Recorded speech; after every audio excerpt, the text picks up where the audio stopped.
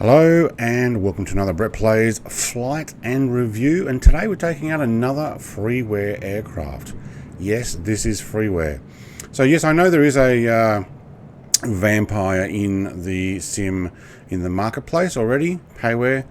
This one's actually been released recently and is made by the same person who made the Gloucester Meteor and the Banshee and the Cougar and the Seahawk. So we've got two liveries that come with this, and there are already some new ones being made on flightsim.to, including some Australian livery.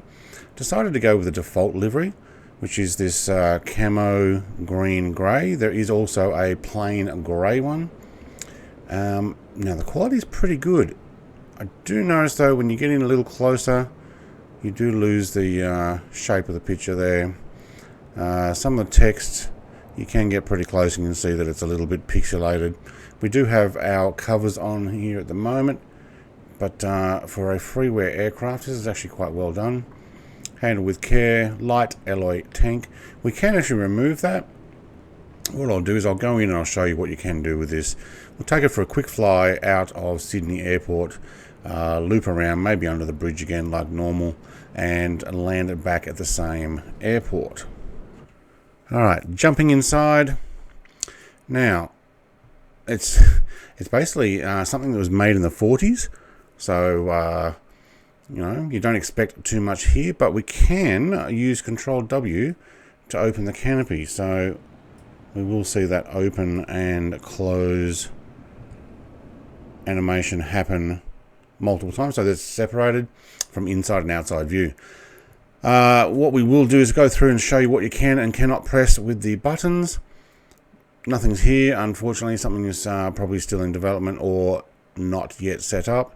Nothing here. We do have our throttle, our flaps, landing gear down. We can do our elevator pitch trim and position indicator, as well as our speed brakes.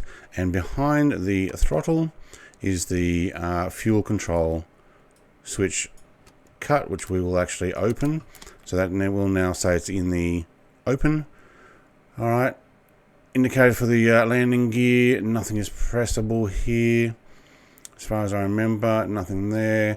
Trim is that's the indicator, so if I were to move my trim now, see the wheel is moving, the indicator is up there, but you can actually move it with a mouse, I think. Was it rollerball? Yeah, rollerball. Alright, but I will actually redo it in the middle. We will use that for flight, because when you're actually going quite fast, it wants to pull up and you need to adjust. Can do a heading hold selector. Is it just press? No, you can actually rollerball mouse there. Alright, so you can use heading hold and the plane will automatically hold it there. Nothing else here is pressable. These have not yet been set up. You will find you probably need to Control E start this, unless you've already got settings on your controls set up. So we have our start switch. Nothing's happening because I don't have the battery switch, and I can't find the battery switch on this. Can't turn the pitot, can turn the navs for GPS and nav light. So I don't know how we got a GPS in here. Added extra, I guess, and our beacon light. None of these are pressable. Guns and what's that? RP not adjustable. Nothing else there. All right. Go back to default view. Nothing is pressable here. Heads-up display I've not actually got working. So and as you see, we have pressed the starter. There is no battery button, but if I were to automatically turn it on, unless someone can tell me how to get the battery button on, maybe you need to have a setup on your controls to show that. Alright, we're waiting for that to start up. See if we can hear it. There we go. And we also have a pilot now. Alright, we can still, probably a lot louder now that we do that. There we go, I can hear it coming up. Alright, RPM is actually climbing here. Fuel pressure's up. Oil temperature is very slowly rising. Air pressure is up. Flaps are up. This oil PSI is down. Here we go. Now the turbines are starting. Actually, there is only one on this. So there's one engine. So this is made by Robert Richardson. Same person, as I was saying, that made those other aircraft that I've shown off. The Cougar, the Banshee, the Meteor and the Seahawk. I will put a link in the description so you can go and download it. Now, while we are just idling that up, we will close the window. I will show you that you can put in weapons as well. So we can remove these fuel tanks. I just go delete, delete. Okay, we now have clean wings, but we can put in rockets. So if we put in 750 pounds of rockets and 750 pounds of rockets. Right, there we go. So we now have some heavy rockets. And if we want to put the fuel back, put in the 200 that is written here to display the tanks. There we go. Cool. Alright. What we'll do is we will take this for a quick flight. We've got our green and reds on. Yep, we've got a flashing. Right, that's actually from there. It was actually reflecting. Very nice. Okay. Different sounds from the rear. Okay, park brake, that is one button we can press. There we go. Park brake is actually on the hand. Can't press anything there. I guess that would be the firing button. We'll have a view of the cockpit views. Now we can't steer very well, but we can use right brake to swing it around. So basically I'm just hitting the right brake pedal only. So if you have differential braking on or selective braking, you can actually turn it. Alright. What else we show? Flaps down. I'll go for those views from inside as well. The 2 levels of flaps. Oh, that is a very red and white plane. Second level of flaps.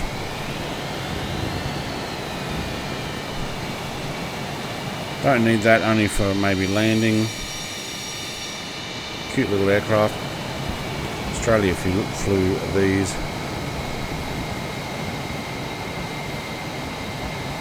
I think I can get away without a flaps takeoff. I'll give it a try. Now, views. Okay, this is our default view. Then there's a next view if you change through your buttons.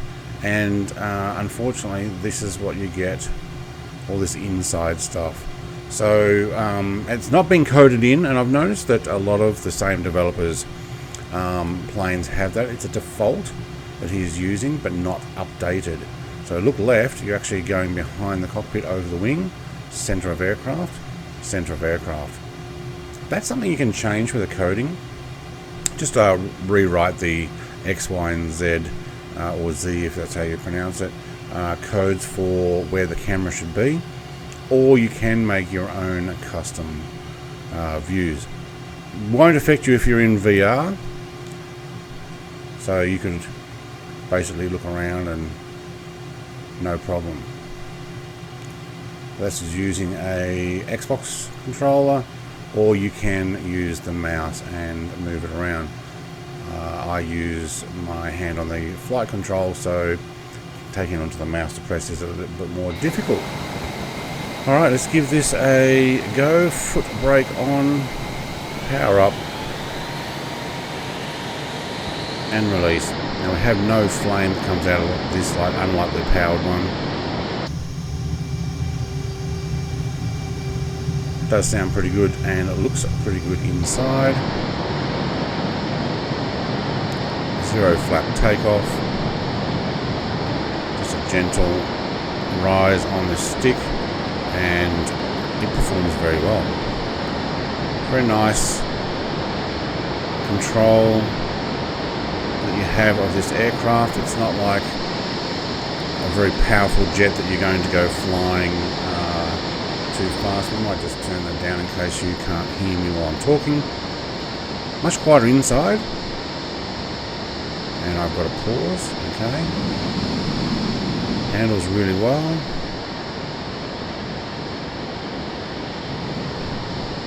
I think from memory these were made of balsa wood, or they had balsa wood in them, just from my little knowledge of it. But I will read what the developer has put on the website while we fly through the city.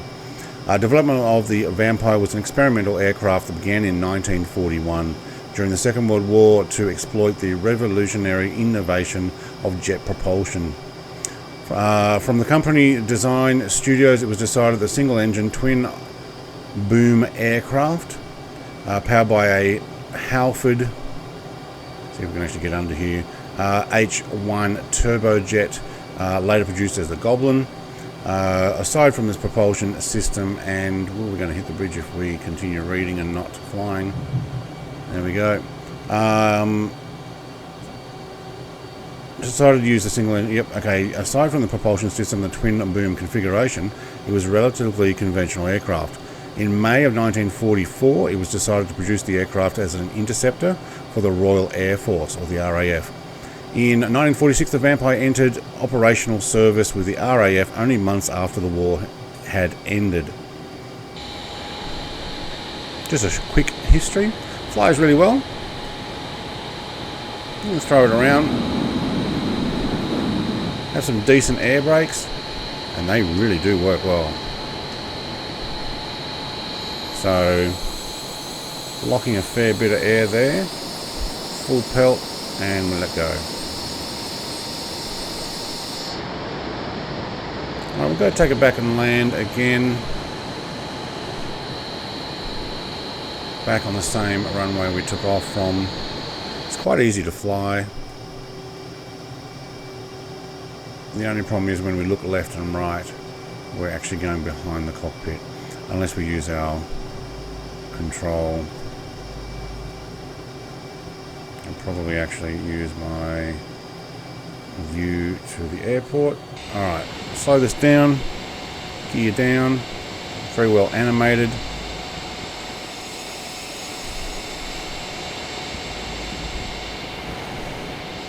I don't know if this is a brand new model or this is something that you can actually get, but well done. When I say get, I mean sometimes some developers can actually buy a 3D model already made and then they just modify it for their purposes. I've overshot the runway.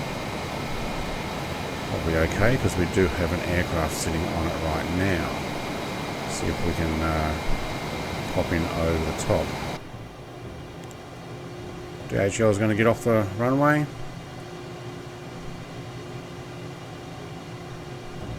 Nope, we'll fly right over the top.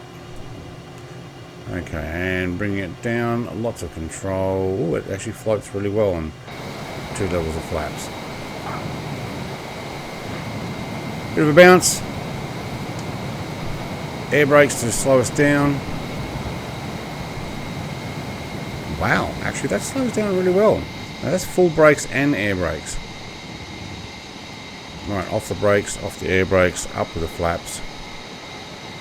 So this is a DeHavilland Vampire FB5 from Robert Richardson. Also goes by, submitted by Rob Carrick. So I guess that's his name on the Sim Outhouse where you can get this. Link will be in the description. Thank you for watching. Like, comment, subscribe. If you know anything else about this or you've found some other liveries that you go, hey, this one's awesome. I have one Australian livery so far and I will take this out for more flights in the future because I think it's actually a pretty awesome and well done aircraft. Thanks for watching. Have a great day. Cheers.